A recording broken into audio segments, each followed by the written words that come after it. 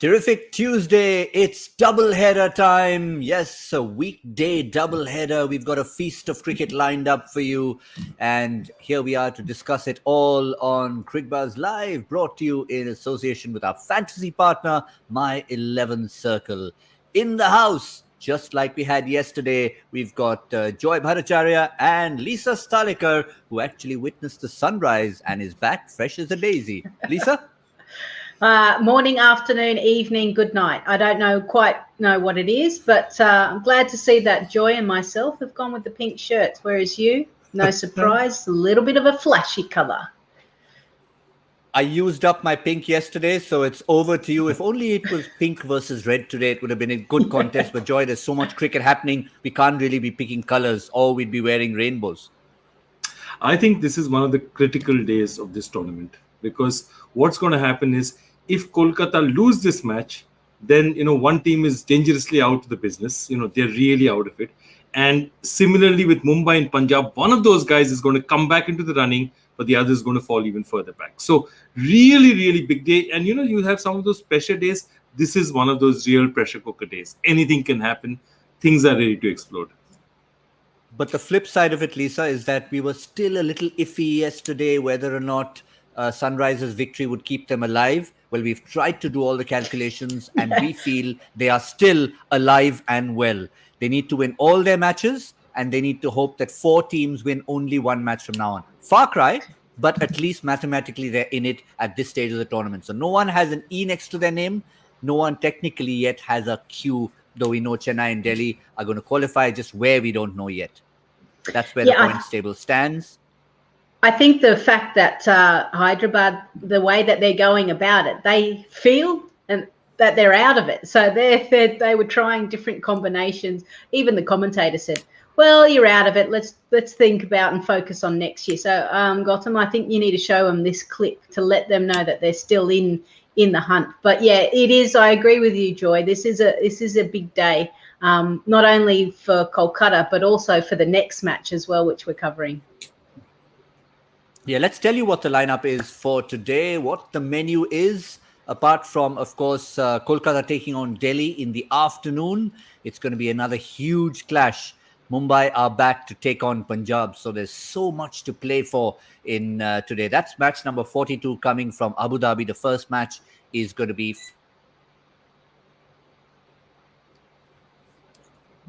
Yeah, so Kolkata versus Delhi, of course, is the first match that we are looking at today. Lisa, what do you think? Where are we going to start off? There's so much excitement out here. First and foremost, Andre Russell. Is he on? Is he not? What's the situation out there? Well, he's the type of guy, isn't he? When he goes down, he wears his heart on his sleeve. So you can almost sense how he reacts to a little injury, whether he's gone. I think he is gone for this match. I think it might be too much of a risk, because I think Kolkata believe there's still a chance, even if they lose this match, that they can make it to the final. So they've got to protect him to a certain degree. So I don't expect him to play, but it will be a huge loss for them, because we know what he can do with the ball in hand, and we're still waiting to see, I guess, his best yet from a batting perspective. Yeah, we talked about the squads. Let's have a look at the Kolkata squad, because of course it's about those replacements. We had such a long chat about it, Joy. Now it's the moment of reckoning. We'll probably get to know very shortly. A few options in there, really only 3 we're talking about, or 4 maybe. Saudi cutting Shakib and Tim Seifert, but Shakib would have to be the front runner. Look, right now they've apparently Tim Saudi has got his cap. Now he could be in for Russell. He could also be in for Lockie Ferguson, though I don't know whether Lockie Ferguson has done enough to be dropped at this stage, given the fact that he's bowled pretty well. So that's the surprising one. So if Lockie Ferguson is dropped, then I can understand Shakib has a chance of playing. But if Saudi is in, there's just no chance at all. And that would be really, that means Russell is out of it completely. Yeah, fair enough. We know that Kuldeep is not an option. He's back in the country at the moment. Back in the country, meaning back in India. But the real question was Russell. Lisa, off air, we were talking about someone who gives it his everything. And I think I want to refer to somebody else, Shane Watson. Very similar, big built, give it everything in the field. When an injury happens, be it to a knee or to a hammy, it's just maybe 30% more than to mere mortals. Yeah, well, you look at the size of those two gentlemen, and they're big, aren't they? They're the hulks. And I do remember speaking to Shane Watson about this, and he was saying that they got to a point where the strength and conditioning staff said, don't lift any more weights. You're actually putting yourself under more risk in more injuries because of your muscle mass. And you almost get a sense it's the same thing for Andre Russell. It's like maybe yoga is probably best, or Pilates, to kind of get the flexibility for him to do what he does with the acrobatics out on the field. But unfortunately, he's probably just too big a man, and it hurts. Yeah, I mean, you can see that. You can see that every time. And he's not shy of diving on the field, even when he knows he's not 100%. And once it goes, it goes. You could see him cry out in agony. But the two other possible replacements, and we're not talking injuries anymore, Shakib Al Hasan, you've seen him up close and personal, may not have had the kind of build-up he would have liked, being at one point the number one all-rounder in the world. But nonetheless, he's the kind of guy who bats in the top 5, brings you 4 overs. Definitely. Firstly, his 4 overs are probably more effective than any 4 overs you can. He knows how to bowl in places like Sharjah. Vastly experienced cricketer.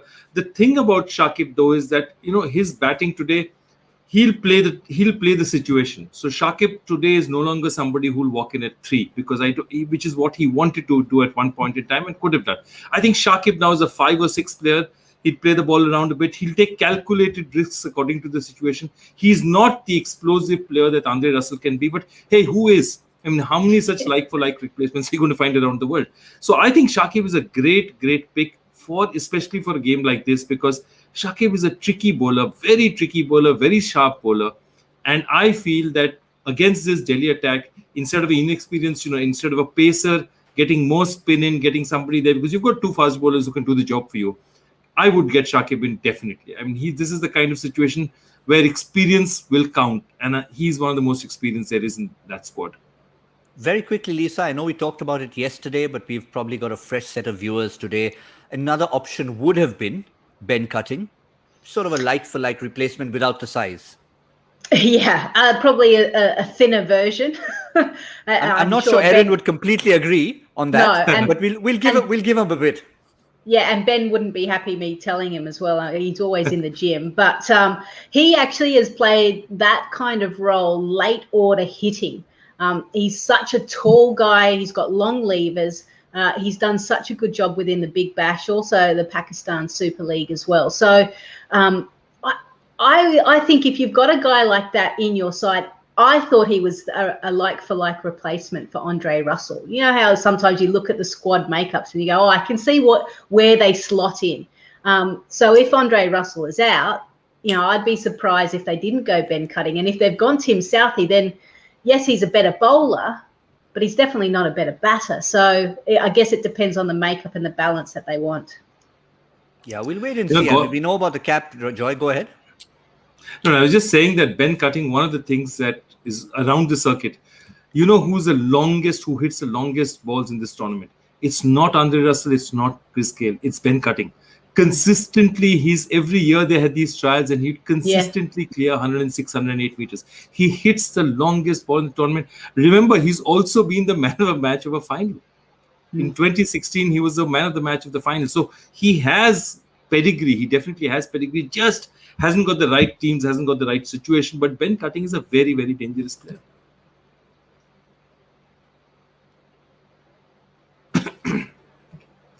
Gautam, we don't seem to hear you, so we'll just pick it up. Lisa, Ben Cutting, have you seen him in Australia recently? Has he been playing on a regular basis right now? Yeah. Well, unfortunately, we've kind of had our winter and lockdown and all sorts of things in Australia. And obviously, after the IPL ended, he went to try and finish off the PSL, but in the end didn't do that. But he's been back in Australia working hard up in Queensland, training. So, he knows that he's only got now a short amount of time.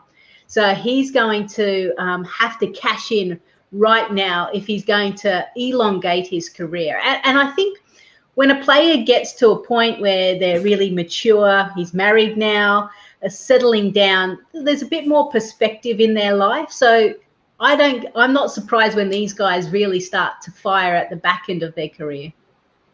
Very interesting. Apparently, Owen Morgan has won the toss and has decided to bowl. Gautam? Yes, bowling? I hope I'm back now. Yeah, it's just I was expecting Kolkata to bat first for some reason, and I was gobsmacked and speechless when I heard the Irishman go out and say, "We'll have a ball. We'll have a ball." I was not sure if Murli Kartik heard the Irish accent right, but it was correct. But yeah, that's what it is. We'll wait for the changes. That's the big one we need to talk about. Delhi apparently have a change, but what I'm hearing is Lockie Ferguson is in. So perhaps Tim Southee is in fact a replacement for Andre Russell, and Sandeep Warrier is in as well, and that would be for Prasidh Krishna. So these are the two changes once again to confirm. Dre Russ out, Prasidh Krishna out, in come Sandeep Warrier and Tim Southee. Now that's an interesting one. We will of course confirm it with the team's joy, but your first reaction to having one batsman less in a sense? Yeah, I mean, look, they're throwing, and not just a batsman. You're talking about Andre Russell, not just a batsman, a game-changing batsman, tournament-changing batsman, most valuable player of the tournament kind of batsman, a guy who can play as a batsman in most teams in this tournament. So yeah, it's a big change. It's a big risk. But I think what's happened is that Owen Morgan and Dinesh Karthik are telling themselves, these young kids and us, we've got to do it. The top six has to do it. Because now, if you look at the Kolkata batting order, that tail looks very, very long. That's about 4 players out there who are not really batsmen. That means, and they're chasing as well. So this is not a Chennai kind of Deepak Chahar kind of batting lineup where Deepak Chahar is batting at 10. This is Sandeep Warrier batting possibly at 8. Or, Tim Southee is okay with the bat, but Southee at 8, Lockie Ferguson at 9, Varun at 10, and Sandeep Warrier at 11 means the top 6 have to get it done. Now, would you look at, in a situation like this, Lisa, would you look at then jiggling it around and saying, let's use Sunil Narayan in the old avatar, and therefore we've got something up there? Maybe. Yeah, I think the fact that Morgan hasn't yet fired, if you look at since the last IPL, he's only averaging 18. And I think strike rate is 123. So that's a real concern for him. I know you've got to keep backing, class players, and you feel that he's not far away, and he's such a good leader in that sense. But going one less batsman, I'm a little bit worried for our production team behind the scene, because they'll be cheering for Kolkata. I think they're just one batsman short. Yeah, I mean, it certainly is. I mean, that's what we've looked at the lineup and we've seen what it is. Good point Lisa makes about Owen Morgan, because he's almost become, at least in the context of this half of the tournament, he's almost become like MS Dhoni, inspirational leader. Obviously, he's a wonderful guy. He's in there, but not getting runs off the bat. Absolutely. I mean, it's fascinating. You said it, and I was just about to say that right now we have 2 non-performing captains, and they're both Dhoni and Morgan, and that same category. But the point is that they're just such powerful influences in the team that you can't take them out either.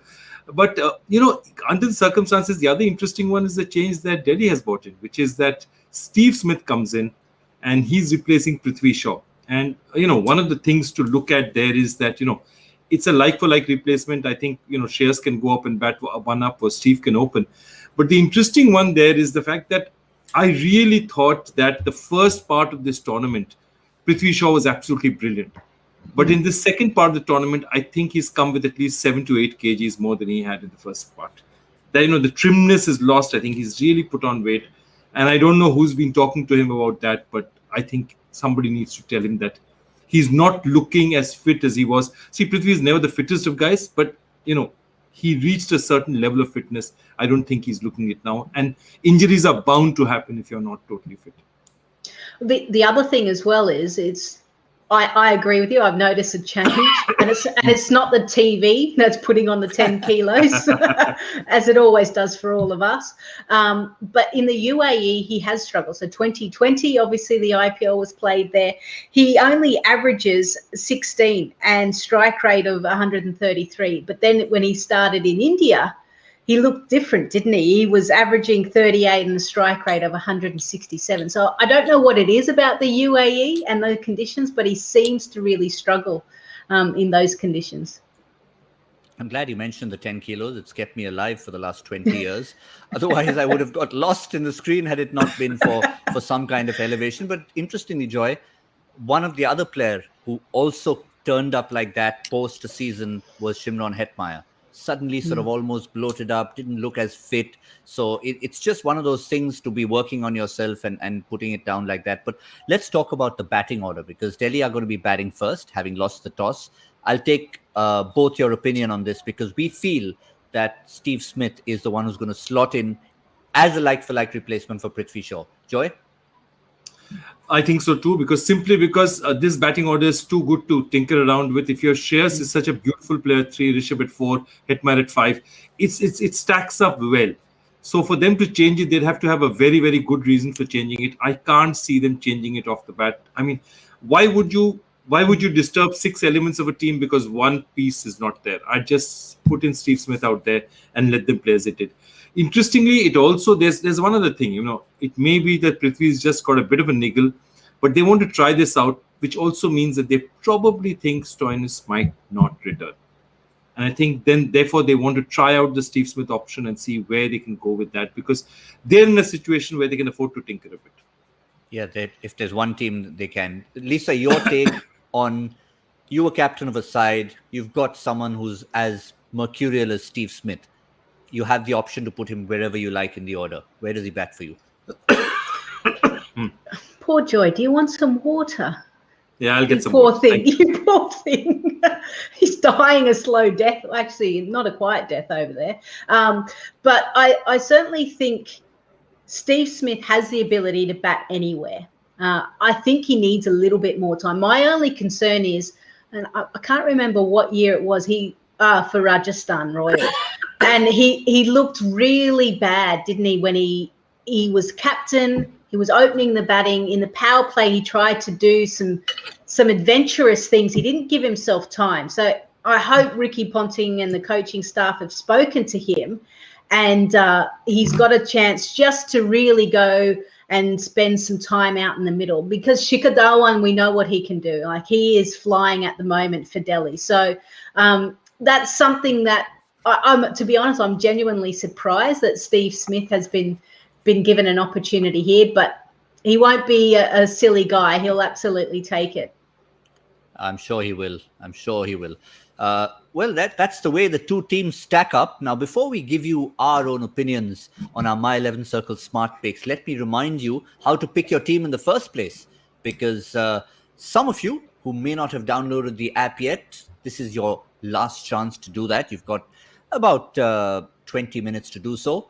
Select the match, which is, of course, today's match. You can pick the second match as well. Create a team, different team for both games. Get your 11, get a skipper in, and look at that incentive. First prize of 5 crore. Just to help you on the way to get to that 5 crore, we've decided to pick 3 smart picks, 3 My 11 Circle smart picks who we feel are musts in your team.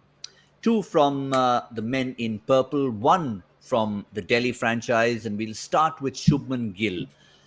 Really someone who hasn't sort of set the tournament on fire yet, but whatever we've seen of him so far, that strike rate, that improvement in the strike rate, Lisa, is one of the areas, one of the reasons why you'd want to have him in your side. Yeah, and also how he paces his innings. Those first 10 balls, he's got to be a little bit busier. We know what he can do at the back end, but if there's one guy that has got the technique and the class to cope with the pace of all of those guys, it's certainly Shubman Gill. So I hope that he gets going and we see a big score from him. Yeah, Joy, not quite the artist that Sanju Samson is, but certainly he's one of those. Somebody had put out a stat last year, I think, when Shubman Gill scored a 50, he did not have a single run with a false shot. I mean, nothing. There were no ramps, there were no cute shots, nothing. Everything was... Yeah, in his own way, Shubman Gill is exactly as much of an enigma as Sanju Samson is, except that Sanju has been an enigma for longer. When you see that batting, he hit one shot and you'll say, this guy is pure class. He just hits one shot, just his wrist, his elbow, the way he hits it, the follow through, and you say he's pure, utter class. The fact that he cannot replicate it or he inexplicably gets out is what is so disturbing to all his coaches. Because I've been hearing from people in the Kolkata camp, and they see him in the nets. And even the international, senior guys look at him and say, wow, this is a player. But he's just still not given them that kind of performance in the ground. And I think this could be his breakout season. The last 3 matches, he's shown that kind of intent. I think it's great because in some way, Venkatesh Iyer has also got under his skin, and there's some chemistry there that's working for them, and I hope it continues to work for them. But if Shubman gets going, I think he's a huge, huge difference to that team. Yeah, that run out was tragic the last time around. The only thing I'm not too sure about with that technique, Lisa, the bleached hair doesn't quite go. Shubman decided to try out a new look this year. Yeah, it's I guess whatever looks good for Instagram, right? It's got nothing to do with cricket. It's all about getting more likes and followers. Unfortunately, just focus on field issues and score runs. Your followers will increase, I think. Yeah, we were also discussing another little aspect of from the PTP 11 to the PPT 11, and I think this member, the next person, our next My 11 Circle Smart Picks, belongs in the PPT 11. Rahul Tripathi, he's a mathematics graduate, a proper mathematics graduate, and now he's taken that seriously in terms of needing multiplication instead of addition to get his numbers stacked up. Absolutely. I did my graduation in mathematics as well, so I can't think of a single other player in this tournament who's a mathematics graduate. Mind you, the other guy who was into mathematics and computer science was Michael Holding, a long time back. In fact, Michael Holding was apparently one of the first computer programmers around. So yeah, interesting. Wow. But Rahul Tripathi he's an enigma, and again, he's somebody who seems to do it. He did it very easily the last match. There is some very good chemistry going on out there. If he can get going, and look, these bowlers are formidable. Rabada and Nokia and Avesh Khan are formidable. You're not going to get very little below 140 in this part. But if he can weather that storm, because they bowl fast, there's going to be a lot of the ball's going to fly around a lot as well. And remember, they have a lot of ramps and they have a lot of cuts and ramps that go. So that extra pace might work in their favor as well. But what I'd be really interested in saying is these are guys who play well when they don't have the pressure of a target of them. They will be chasing today. They will know. So either they'll know that if it's a 90 chase or a 100 chase, there's not a problem, as they showed in the first match they played in this edition in the UAE. But if the target is say 160 or 170, I'd be really interested in saying how those first 3 kids play, because chasing requires experience much more than target setting. Yeah, and that's something that if a side has done enough of in a tournament, we'll be really interested to see Delhi playing without a target in mind with the way they've been going. And our third My 11 Circle Smart Pick is a member of the Delhi side. He was technically a like-for-like replacement for Marcus Stoinis, given all-round ability. Hasn't had enough time to show his wares in this part of the tournament, but he's shown us in previous seasons, Lisa, what he can bring. Yeah, and you can see that he doesn't mind bowling to the left-handers. Well, who doesn't really? So there is an opportunity potentially for him to really cash in. And these franchises, the sports analysts, all the matchups will be really important. It'll be now about Owen Morgan finding the right time to bring him in.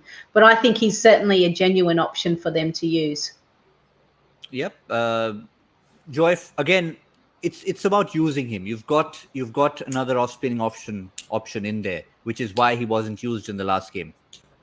Yeah, again, these are situations, and what Ponting is trying to do is create a team like Chennai where he has that 6th bowler to throw the ball to, 7th bowler sometimes. When Stoinis is also playing, Stoinis and the other both play.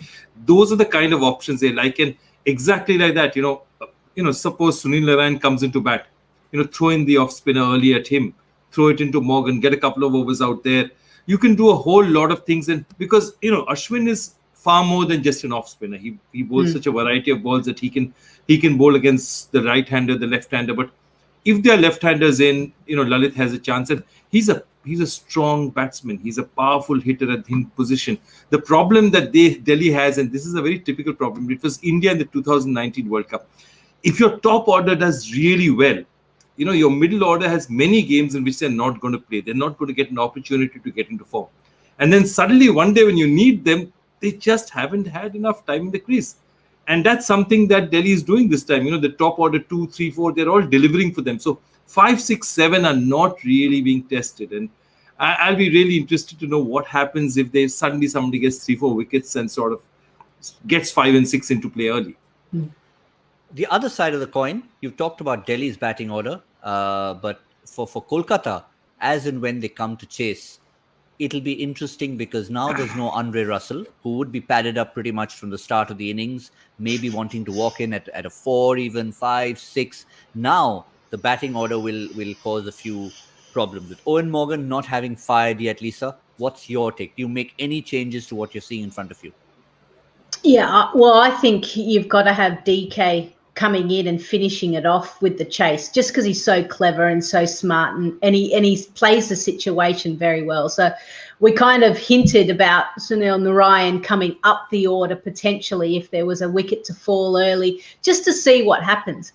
And we were talking off air about tactically, if Narayan does come up and he doesn't go within the first 1 or 2 overs that he's there, then they're going to have to use the pace of Nokia or Rabada, which means they can't bowl at the death, which means that a DK is going to probably really enjoy the other options that they'll be thrown. So it may be more of a tactical decision for the back end of the innings, may not be just for that moment in time.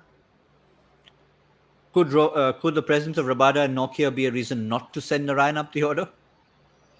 No. I like what Lisa's saying, that, you send him up the order, you assume he's going to do nothing. If he does something fantastic. Yeah. But if you use a couple of overs early, if those 2 overs where you were saying that, Rabada and Nokia will bowl only 4, say, in the first 10, and instead you got them to bowl 6, 5 or 6, those are 2 less overs that they're going to face from them in the last 10, in the last 5, and that could make a difference, because somebody like DK and Avesh Khan, bowling to a DK versus a Rabada bowling to a DK is a very, very different proposition. So those are the kind of games. It's almost, what Lisa is saying is he's almost out there as they call a sacrificial lamb. Okay, here you are, face the fast stuff, because if you face the fast stuff, DK might get some easy stuff in the other end. And it's a tactic. It's something to think about. But that's pretty much been, the word you used to describe him the other day was suicide bomber. And that has been... Oh, jeez. These are I like sacrificial lamb a little bit better than the suicide bomber, to be honest. But really, it's been, ever since, Lisa, it started in the Big Bash. All the trivia people will look at that. It was, I think it was a Melbourne derby when he was just sent up just to try it out, and he got some runs, and it stuck for other franchises around the world. Yeah, it stuck until everyone realised he couldn't play the short ball. And he just kept getting the low figures again and again and again. But he's got great hand-eye coordination. And if the ball is in his area, he can send it anywhere. So it is a gamble. I agree, Joy. It's almost like, let's just send him up. There's no expectation. If it pays off, great. We're winning in that camp. And it also probably just pushes Owen Morgan down as well. Gives him a bit more time to kind of be that finisher instead of coming in and spending a bit more time when I don't know if that's what he needs. Maybe he doesn't need too much time to think. Maybe he just has to go, and maybe that will loosen him up. Yeah, I was actually a little shocked because he came for the pre-match interview today, Joy, Sunil Narayan. I had the TV on mute, obviously, but not that it would have made much of a difference. But at least he did. I could see he was mouthing something or the other. I think maybe fatherhood's starting to bring another side of Sunil Narayan out, because we did see him in the Caribbean. He was absolutely doting on little Silas Narayan. So that might just see a different side of Narayan coming out. But let's stick to one more person we haven't spoken about in the Kolkata lineup, Nitish Rana. Hasn't had the big innings that we saw him earlier on. He played one match where he came in for 1 ball and reverse swept it for 4. But he will be a critical part of this cog in the wheel with the absence of Andre Russell. Yeah, I think he needs to be there. Yeah, I think he needs to be there. And he likes Delhi. Again, remember, Nitish Rana is a Delhi boy, And all these kids, Nitish Rana, Rishabh Pant were together in Delhi. There was a bit of a fracas about captaincy as well, as who's going to be the captain of Delhi. And there were all sorts of camps. Delhi, the Delhi Cricket Administration at any point in time has about 7 opposing camps. So at that point in time, there was a bit there. So there's a little bit of a friction out there. Nitish, let's put it this way: if there's a team against which Nitish would like to prove a point, it would definitely have to be Delhi. So he's a strong player. He's a young player. The other interesting thing about him is, if you don't know, he and Sanju Samson used to play together at the same time in Delhi many, many years ago at the sub-junior, under-10, under-12 level. And then his dad was in the police in Delhi. Sanju's dad came to the police in Kerala and they parted out there. So it's literally like a Hindi film, Gautam, like brothers who were parted and coming back together in the IPL. And wow, great story. But he's come of age, Lisa and Nitish Rana. I mean, given the fact that he bowls a little bit, and when he came in there, we were trying to figure out what kind of role he would play in this Kolkata setup. And obviously, once he played one big innings, you knew that that 81, I remember, against Delhi very well. Yeah, he's kind of floated, hasn't he, within the top four. And when he actually got the opportunity to open, all of a sudden he started peeling off the big score. So everyone's like, that's his spot. Let's get in there. And the fact that he also takes the new ball, bowls one over, they quickly rush him through. He goes for about 5, 6, and then he's off. We don't see him again. But he's starting to find a role, and they know how to use him. So he is due. Like you feel that he is due, and as Joy has rightly said, there is a side that sometimes, as a player, you just get up for the contest, don't you? It's almost like you play a bit of mind games, going, I actually don't like this people. I'm going to make sure they do not get the better of me. I've got a point to prove, and when those players do that, they often win. They do, but do you think he's the kind of person, Joy, who'd be maybe champing at the bit to want that opening slot back? I know they've thrown in Venkatesh Iyer in the deep end. We were wondering where that came from. It's paid off. So as of now, that's probably not going to change. Yeah, it's not going to change for the next 4-5 matches. But again, remember one thing, no matter what you say about team loyalty and everything, at this point in time, Nitish Rana is also looking at the auction.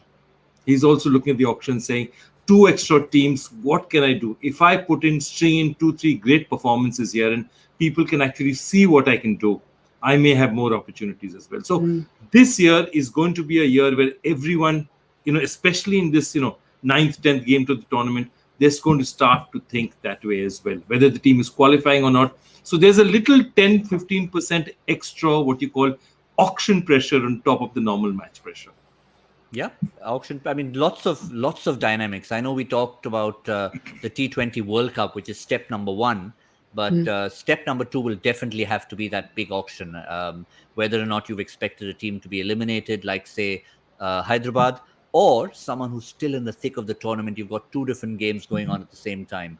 In the opposition, I wonder how many games are going on for someone like Shreyas Iyer, who was always such a solid part of Delhi's setup. He was the captain. Suddenly the injury happens. There's a new captain. He's finding his feet back in. Has he done enough for you, Lisa and Joy, that at least in terms of his last couple of innings? I know they haven't been huge innings, but he's taken the side home. Oh, player of the match performance in one of them. 240 odds, looks good at the crease. Has struck the ball nicely. He would want to make sure that, given the opportunity, he goes a lot bigger. I don't reckon he's that far off, but I really wonder how much cricket he has actually had since the injury. So to come out and contribute straight away just tells you the class of Shreyas Iyer. So, he looks in good touch. So they need to watch out, Kolkata, because he seems like he's ready and raring to go. I'm a huge fan of Shreyas, and I think he's also a very, very smart kid. Again, he could be in the PPT 11 as well. Bright guy, smart, knows his choices, makes good choices. Very, very dedicated gym rat. I mean, he works really, really hard in this cricket. So that's one of the things, and it's good to have that kind of perspective that's saying that, because to come back from the kind of injury he did, and that was just the time when he was really had locked down his India place. So, he's going to come back with a vengeance. And if you look at the India team, I mean, that really is the future. Rishabh Pant, Shreyas Iyer, KL Rahul. These are the 3, 4, 5 guys around Jasprit Bumrah, Akshar Patel. These are the guys around which you're going to build and say that, okay, over the next 4, 5 years, these are the sort of engine. This is the engine room of the Indian team for the future. I'm going to throw one more to you as part 2 to that. given we've seen a little bit of evidence of Shreyas Iyer as captain in Mumbai or for the Ranji team, or even for Delhi in this tournament, could he be a future India captain? I absolutely, undoubtedly, he's the best choice for me for the India captain. If you look at, among KL, Rahul, as I said, Rahul just becomes a little bit more self-aware, and I think, he's carrying the burden of captaincy a little bit more. I think Shreyas Iyer carried it easier. Rishabh Pant is an interesting choice because he's from left field and nobody knows exactly what he's thinking. But if you have to go with the sort of shrewd tactician plus somebody who can motivate the team plus somebody who has a good work ethic himself, it's very difficult to look beyond Shreyas Iyer. I think he could be India captain for the next 4-5 years. In the next year, 2 years, of course, there's Rohit there, there's Virat there, both having spectacular careers. But after that, there's space. You've heard it here. Watch this space. And we'll probably come back to this as and when the selectors decide that that's probably the man to go to. For now, it's not about answering the question, but asking the question, Joy. This is Joy Factor time. And after yesterday, what do we have for today? Let me just... Yeah. Why don't you ask the question? Yeah, I will. What connects the India-England test at Delhi in 1972, the India-New Zealand test at Bengaluru in 1995, and the India-Australia T20I at Sydney on the 1st of February 2012? 2 out of 3, I think I was there for. I am trying to find some sort of connection which is from left field. Lisa, it's got to be left field. So interesting. I mean, I think I know where it might possibly be, but can you give me a hint? Well, I'll give you a hint off air. So because we've got, all our quizzes are so competitive, they'll be writing into us on Twitter saying, how could you give so-and-so a hint? So I'll give you the hint as soon as we get off air. Okay. For now, I'm going to give you no hints in terms of score predictions. Owen Morgan wins the toss, asks Delhi to bat. Maybe he feels he can restrict them, but to how much? Sharjah, I can't go below 176. Ooh.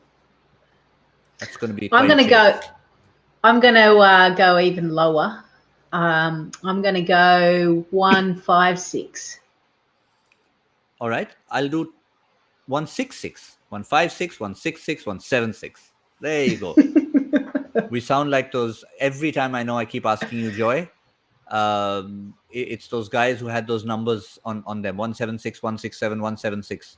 Beagle Boys, the Beagle Boys. The Beagle Boys. I'll have to edit somewhere. I have to write it down. Yeah, the Beagle Boys with the striped uniforms, and they were known by these numbers. So that's it: 166, 176, and 156. But if you're a fan of numbers, trivia, cricket, conversations, interviews, and all things good in life, Cricbuzz Plus is the place you should be. Subscribe and join all of us who are having a great time savoring it all. Lots of cricket to savor today. This is just the first part of a long doubleheader. It's Delhi against Kolkata. Cricbuzz Combox comes to you in the 10th over. And of course, we'll be back several more times today to try and see where the matches are going. That's all for this particular show.